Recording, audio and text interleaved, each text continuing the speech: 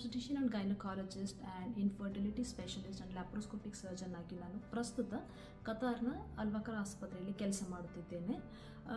ಇವತ್ತು ನಾನು ನನ್ನದೇ ಆದ ಒಂದು ಸ್ತ್ರೀ ಅನ್ನೋ ಒಂದು ಯೂಟ್ಯೂಬ್ ಚಾನಲ್ನ ನಾನು ಸ್ಟಾರ್ಟ್ ಮಾಡಬೇಕಂತ ಅಂದ್ಕೊಂಡಿದ್ದೀನಿ.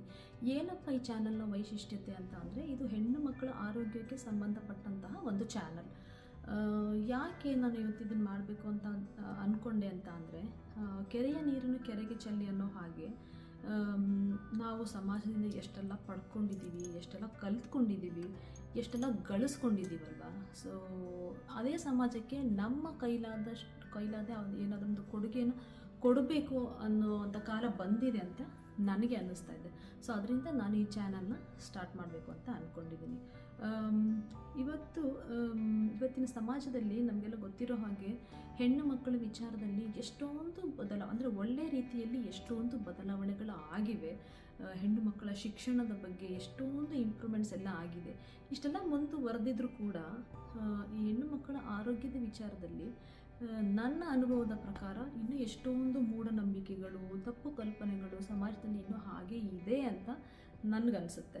ಫಾರ್ ಎಕ್ಸಾಂಪಲ್, ಪ್ರೆಗ್ನೆನ್ಸಿ ಬಗ್ಗೆ ಆಗಿರಬಹುದು, ಲ್ಯಾಕ್ಟೇಷನ್ ಬಾಣಂತನದ ಬಗ್ಗೆ ಆಗಿರಬಹುದು, ಡೆಲಿವರಿಗಳ ಬಗ್ಗೆ ಆಗಿರಬಹುದು, ಇನ್ನು ಇನ್ಫರ್ಟಿಲಿಟಿ ಬಂಜತನದ ಬಗ್ಗೆ ಆಗಿರಬಹುದು, IVF ಟೆಸ್ಟ್ ಟ್ಯೂಬ್ ಬೇಬಿಗಳ ಬಗ್ಗೆ ಆಗಿರಬಹುದು.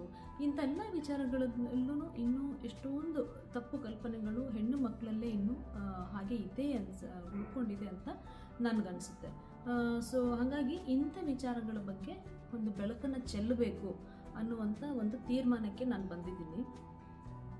ಇಂಥ ವಿಚಾರಗಳ ಬಗ್ಗೆ ಈ ಸೈನ್ಸ್ ಅಥವಾ ರಿಸರ್ಚ್ ಅನ್ನೋದು ಏನು ಹೇಳುತ್ತೆ, ಈ ಎವಿಡೆನ್ಸ್ ಬೇಸ್ಡ್ ಮೆಡಿಸಿನ್ ಅಂತ ನಾವು ಏನಂತ ಕರಿತೀವಲ್ಲ, ಅದು ಏನು ಹೇಳುತ್ತೆ ಇಂಥ ವಿಚಾರಗಳ ಬಗ್ಗೆ ಅನ್ನೋ ಎಲ್ಲ ವಿಚಾರಗಳನ್ನ ನಾನು ಮತ್ತೆ ದಿನನಿತ್ಯ ನೋಡುವಂಥ ಪೇಷಂಟ್ಗಳು ನನಗೆ ಕಾಮನ್ ಆಗಿ ಕೇಳುವಂಥ ಪ್ರಶ್ನೆಗಳನ್ನೆಲ್ಲ ನಾನು ನಿಮ್ಮ ಮುಂದೆ ಡಿಸ್ಕಸ್ ಮಾಡಬೇಕು ಅಂತ ಅಂದ್ಕೊಂಡಿದ್ದೀನಿ.